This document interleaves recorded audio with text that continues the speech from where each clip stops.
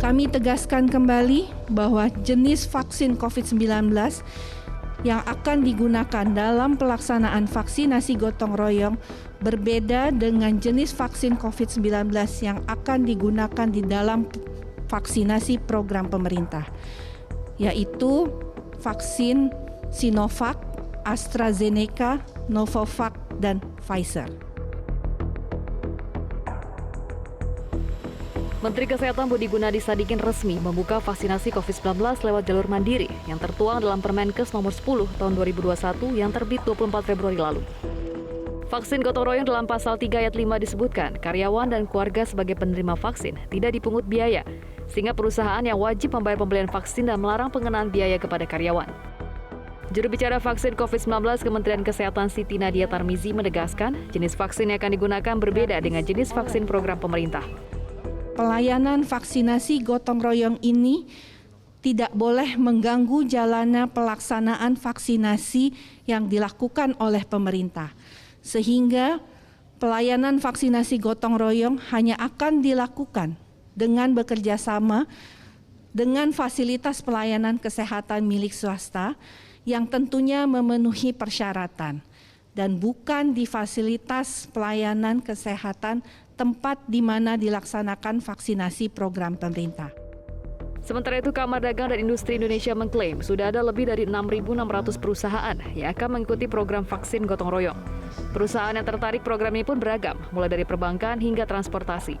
Tak hanya perusahaan swasta, Kadin juga membuka kesempatan PMA, PMDN hingga UMKM untuk berpartisipasi. Kadin memastikan vaksinasi gotong royong bersifat sukarela dan tidak memaksa perusahaan untuk bersedia ikuti program.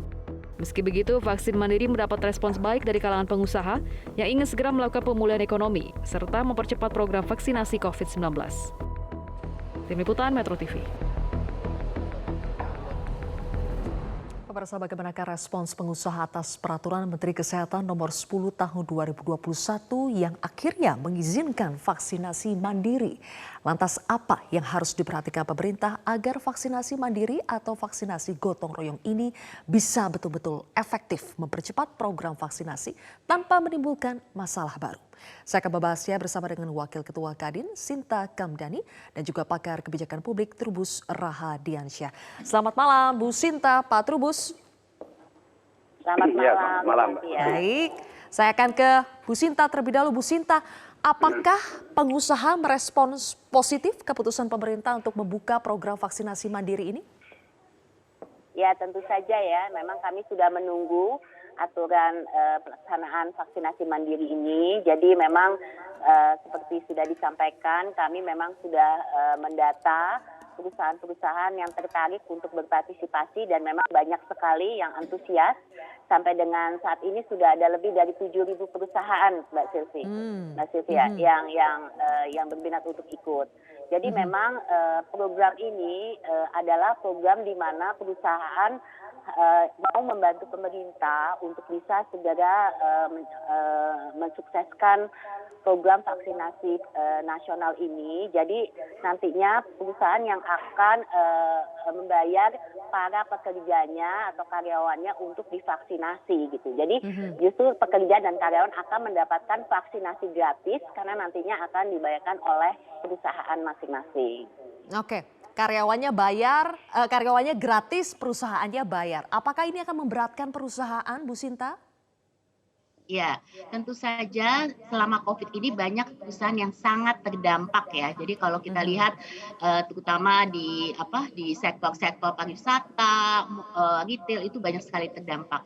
Tapi banyak sekali perusahaan yang berminat untuk berpartisipasi. Kenapa? Karena memang kalau kita lihat biayanya untuk kalau kita selama ini ya melakukan testing yang terus-menerus itu kan biayanya sangat tinggi gitu. Jadi kami dari pelaku usaha menyadari bahwa ini satu-satunya nih untuk bisa segera menyelesaikan adalah supaya segera karyawan dan pekerjanya, buruhnya bisa divaksinasi. Nah, tentu saja ini program sukarela. Jadi mungkin ada perusahaan yang tidak ada kemampuan untuk melakukan itu dengan situasi COVID seperti ini, ya kita harus bisa mengerti gitu. Jadi memang ini bukan untuk mungkin semua perusahaan yang mampu. Oke, baik. Saya ingin tanya pendapat Pak Trubus. Apakah keputusan pemerintah untuk membuka jalur vaksinasi mandiri ini sudah tepat, Pak? Iya, menurut saya sih kebijakan ini tentu belum tepat, Mbak, atau tidak tepat. Karena apa? Karena sesungguhnya ini kan menjadi tanggung jawab penuh pemerintah kan. Kalau kita rujuk pada Kepres nomor 11 tahun 2020 tentang penetapan kedaruratan kesehatan dan Kepres nomor 12 tahun 2020 tentang Covid sebagai bencana nasional non alam. Berarti ini situasi darurat, situasi bencana kan ada di tangan pemerintah. Artinya semuanya menjadi tanggung jawab pemerintah. Nah, kemudian ketika pemerintah melibatkan pihak swasta misalnya untuk melakukan kegiatan vaksinasi ini, tentu ini seolah-olah secara rasional itu efektif, tapi dalam implementasinya akan sulit di lapangan nanti. Karena apa? Karena apa yang sudah berjalan di pemerintah saja masih banyak compang-camping ya, masih banyak kekurangannya. Nah, ditambah lagi dengan pelaksanaan dari pihak swasta nanti yang saya rasa ini juga akan menjadi tumpang tindih dan akan berbenturan itu saling soal data, klaim soal data. Yang kedua adalah itu akan membingungkan masyarakat karena masyarakat selama ini kan memahaminya bahwa meskipun sama-sama gratis tapi kan selalu dilaksanakan oleh pemerintah, dalamnya adalah rumah sakit yang ditunjuk. Sementara dengan swasta, dengan Permenkes nomor 10 itu kan tentu rumah sakit yang dimiliki oleh swasta itu. Jadi ini kan menjadi seolah-olah menjadi ada sesuatu yang menyebabkan masyarakat jadi bingung harus milih yang mana kan gitu. Pak Trubus, sebelum kita bahas soal persoalan implementasi, tumpang tindih data, dan nanti masyarakat kebingungan, tapi kan perusahaannya sendiri Pak yang sukarela, mereka ingin membantu pemerintah mempercepat program vaksinasi ini. Apa masalahnya kalau misalnya perusahaannya sendiri sudah bersedia? Iya, kalau secara nalar kebijakan itu kan seolah-olah ini menjadi hal yang wajar dalam arti ada partisipasi publik kan gitu maksudnya kan ke sana. Tetapi ini persoalan pandemik ya kan, di mana kemudian tanggung jawab pemerintah adalah penuh di sini absolut sifatnya, sehingga ketika harus melibatkan swasta meskipun swasta itu sifatnya sukarela, tentu di dalam pengaturannya ini sendiri kan harus jelas dan tegas, di mana kemudian ketika terjadi pelanggaran ataupun terjadi penyimpangan, ini pemerintah juga ikut bertanggung jawab. Artinya tidak semata-mata tanggung jawab dibebankan kepada swasta. Ini kan nggak bisa pemerintah nanti istilahnya lempar handuk bahwa itu persoalannya urusan swasta ketika di lapangan terjadi ada persoalan, Mbak, atau masalah baru di dalamnya.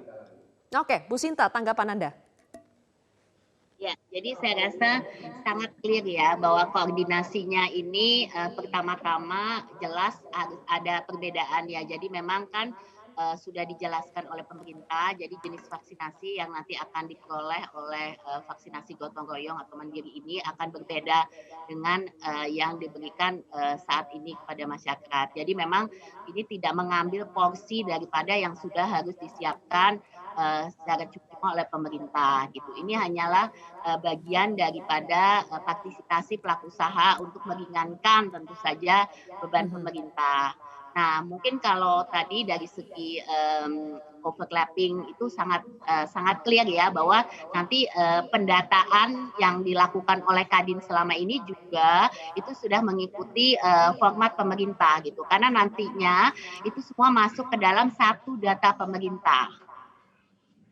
Jadi dengan kata lain tidak mungkin akan ada overlapping karena basically nanti ketahuan semua itu nanti kalau semua sudah divaksin itu pasti nanti akan ada verifikasinya di dalam data yang ada. Jadi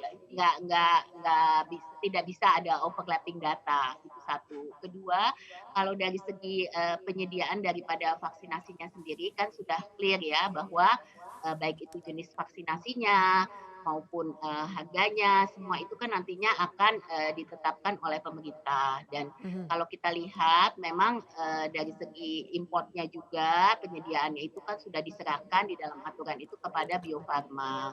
Jadi nantinya tentu saja kami harus mendapatkan vaksin tersebut dari source yang ada dari Bio Farma dan kemudian baru nanti kita bisa melaksanakan vaksinasi tersebut. Nah, perusahaan swasta juga sudah clear bahwa di dalam nanti distribusi logistik maupun dalam pelaksanaan daripada vaksinasinya sendiri itu nanti tidak akan sama dengan yang dilakukan oleh pemerintah. Jadi memang kita harus memakai fasilitas daripada swasta sehingga tidak mengganggu juga program yang dilakukan oleh pemerintah. Demikian. Jadi memang sudah jelas pembagiannya. Jadi sehingga nantinya memang mungkin saat ini tidak terlihat ya dalam aturan itu masih mungkin belum detail secara pelaksanaan. Jadi nanti mungkin seperti tadi yang dikatakan Pak Trubus, mungkin nanti perlu pelaksanaannya lebih detail lagi untuk menyebutkan sequence-nya daripada pelaksanaan seperti apa. Oke, apakah cara-cara yang disebutkan Bu Sinta tadi bisa menjamin pelaksanaan atau implementasi di lapangan nanti untuk program vaksinasi mandiri ini bisa berjalan dengan lancar? Saya ingin tanya pendapat dari Pak Trubus, tapi kita harus jeda terlebih dahulu Bapak Ibu sekalian. Pemirsa Prime Talk akan kembali sesaat lagi. Baik pemirsa, saya akan kembali melanjutkan perbincangan masih bersama dengan Wakil Ketua Kadin Sinta Kamdhani dan juga pakar kebijakan publik Trubus Rahadiansyah. Pak Trubus, tadi Bu Sinta mengatakan bahwa sudah ada mekanisme supaya tidak terjadi overlapping data antara vaksinasi program pemerintah dengan vaksinasi mandiri. Kemudian soal harga, jenis vaksin ini juga sudah ditetapkan oleh pemerintah dan nanti perusahaan akan menggandeng pihak swasta atau vaskes swasta supaya tidak mengganggu vaksinasi program pemerintah. Apakah dengan cara-cara seperti ini akan cukup melancarkan implementasi vaksinasi mandiri ke depannya? Iya, menurut saya itu malah kan jadi ada terkesan ada birokrasi lagi yang harus ditempuh kan. Artinya dengan menggandeng vaskes berarti menambah birokrasi lagi dan itu tentu ada menambah kos kan. Berarti birokrasi kan berarti nambah kos. Nah ini apakah kemudian bisa dipastikan lancar, itu tentu ada faktor di pengawasan nantinya. Apakah pengawasannya bisa untuk sampai menyentuh ke persoalan di mekanisme prosedur yang sudah disepakati tadi. Tetapi menurut saya sih agak sulit kenyataan di lapangan. Karena apa? Karena dalam prakteknya masyarakat itu kan selalu dihadapkan oleh kebutuhan maunya cepat layanan gitu kan, mau cepat layanan, dan inilah yang menyebabkan apa yang ditetapkan oleh pemerintah dalam ini juga oleh swasta tadi tentu akan saling timpang tindih, dan ini kolaborasi ini kelihatannya manis di bibir tapi sebenarnya nanti dalam pelaksanaan juga pahit gitu, karena ada hal-hal yang tentu harus dipertimbangkan kan. Artinya apa ketika kemudian layanan ini dihadapkan oleh persoalan bagaimana akselerasi kecepatan daripada vaksinasi itu sendiri gitu ya. Jadi ini menurut saya yang paling sulit. Yang kedua dari sisi bagaimana terjadi penegakan hukumnya sendiri ketika penyimpangan itu nantinya ada gitu kan. Dan itu dipastikan mesti ada penyimpangan karena tidak ada jaminan dari 6.000 perusahaan itu kemudian istilahnya lempeng sirotol mustaqim gitu kan, lurus itu. Tetapi pasti penyimpangan seperti apa sih Pak yang Anda khawatirkan Pak Trubus?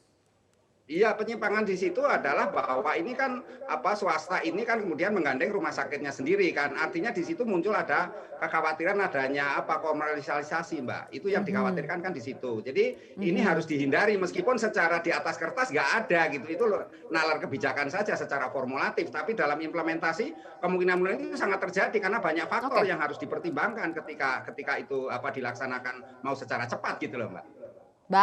Bagaimana Bu Sinta merespon soal penambahan kos ketika perusahaan menggandeng pihak swasta dan juga celah komersialisasi?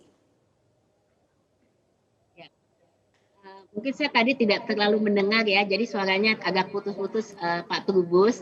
Tapi prinsipnya perlu kami menyatakan di sini bahwa tidak ada niatan untuk pelaku usaha untuk melakukan komersialisasi gitu ya, karena sangat clear tujuannya ini hanya untuk meringankan beban pemerintah supaya lebih cepat jalannya gitu. Makanya kita bersedia untuk membayar ini, sebenarnya kos yang justru harus dibayar oleh perusahaan. Jadi ada pembebanan biaya nih untuk perusahaan untuk mau bayar supaya karyawan itu, buruh, pekerja itu semua masyarakat ya juga bisa mendapatkan secara gratis gitu. Jadi memang tidak ada upaya sama sekali untuk komersialisasi. Nah, mengenai biaya untuk kos tambahan untuk distribusi, logistik dan lain-lain ya itu dengan sendirinya nanti harus ditetapkan oleh pemerintah gitu. Apakah di luar daripada biaya vaksinnya sendiri itu akan ada tambahan biaya untuk hal tersebut ya, itu suatu konsekuensi yang memang harus diambil oleh pelaku usaha, oleh perusahaan yang memang sudah mau mengeluarkan dananya untuk bisa melakukan vaksinasi ini untuk para karyawannya. Oke, baik, sayang sekali waktu kita sudah habis. Kita tunggu nanti bagaimana aturan teknis dari program vaksinasi mandiri ini supaya bisa sama-sama kita analisa lagi. Terima kasih Bu Sinta Kamdhani telah bergabung bersama kami dan juga Pak Trubus Rahadiansyah telah bergabung di Prime Talk hari ini.